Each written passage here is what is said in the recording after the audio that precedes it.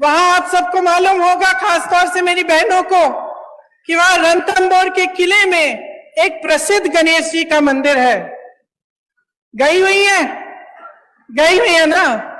हाँ, मैंने देखा है। जब भी मैं आती हूं तो खूब सारी खासतौर से महिलाएं जाती हैं, और मुझे हमेशा ताज्जुब होता है जब मैं उस रास्ते से गुजरती हूं। मैं भी गई हूं उस मंदिर में कई बार। तो जब वापस आती हूं, कभी कभी शाम हो जाती है, जंगल है वहां, आप गई हैं, आपने देखा होगा। उसी रास्ते से शेर आते हैं, उसी रास्ते से बाघ चल के आते हैं, उसी रास्ते से कई ऐसे जानवर आते हैं जिनसे अगर आमना सामना हो जाए तो आपको दिक्कत हो सकती है, चोट पहुंच सकती है। लेकिन मैं हमेशा देखती हूं कि मंदिर से आते हुए जो लोग हैं वो अपने दिल में श्रद्धा लेकर एक आस्था रखते हैं कि हम मंदिर से आ रहे हैं, हमें कुछ नहीं होगा, और उसी जंगल के रास्ते से चलते चलते वो अपने घर की ओर चलते हैं।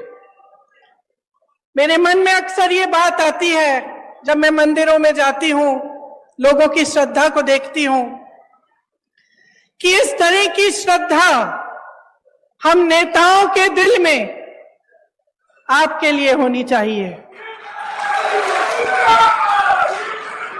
जब हम कहते हैं कि जनता जनार्दन है, तो ये बहुत गहरी बात है, और इस बात को समझना जनता के लिए भी और नेताओं के लिए भी बहुत जरूरी है। हमें समझना जरूरी इसलिए है क्योंकि जब हम दिन रात काम करते हैं, जब सत्ता में आ जाते हैं, तो अक्सर ये होता है कि अपनी महत्वाकांक्षाएं आगे हो जाती हैं। ये हो जाता है कि बहुत सत्ता मिल जाती है इंसान को, तो भूल जाता है कि सत्ता में लायक कौन। और आपको याद ये बात रखनी चाहिए, क्योंकि आपको ये बात कभी नहीं भूलनी चाहिए कि सत्ता देने वाले आप हैं। आज इन कार्यक्रमों में मैं एक नौजवान लड़की से मिली, शायद मेरी बातों को सुन रही होगी।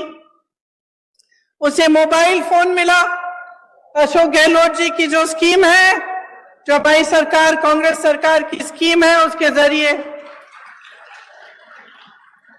और उन्होंने धन्यवाद दिया कि आपने हमें मोबाइल दिया है। और हम भी अक्सर कहते हैं कि हमने ये दी, आपको स्कीम ये दी, आपको ये किया, वो किया आपके लिए। लेकिन आपको समझना जरूरी है कि हम आपको कुछ नहीं दे रहे हैं, आपका हक दे रहे हैं। ये सब चीजें जो आज राजस्थान की सरकार आपको दे रही है, ये आपके हक हैं। आज देश में परिस्थिति ये है कि देश पर राज करने वाले भाजपा के नेताओं के मन में इतना अहंकार आ गया है कि ये बातें भूल चुके हैं। वही प्रधानमंत्री जो अपने आप को भूमिपुत्र कहते थे, आज करोड़ों के काफिले में चल रहे हैं। अगर आप महंगाई से जूझ रहे थे, महंगाई राहत कैंप से पहले, अगर आपके जीवन में अत्यंत मुश्किलें थी, तो ये किस लिए थी? कभी आपने ये सवाल उठाया है कि इतनी महंगाई क्यों? हमें जब रोजी रोटी के लिए कमाने जाना पड़ता है, हमें थोड़े से पैसे मिलते हैं। हम जब दुकान जाते हैं कुछ खरीदने के लिए, मन में शायद बात होगी आपकी, मेरी बहनें, कि आज मैं सब्जी बनाऊंगी, दाल बनाऊंगी, रोटी बनाऊंगी, तो आप इस आशा से जाती हैं दुकान की, आपको दो चार चीजें खरीद के आएंगी। लेकिन हमेशा आप वापस आ जाती थी आधी चीजें लेकर। गैस का सिलेंडर आज देश भर में 1000 रुपए का है। कौन खरीद सकता है? क्या आप खरीद सकती हैं? यहां पर राजस्थान की सरकार ने आपको 500 में क्यों दिया है सिलेंडर? क्योंकि देश भर में जो महंगाई है उसकी भाजपा के नेताओं को कोई परवाह नहीं है।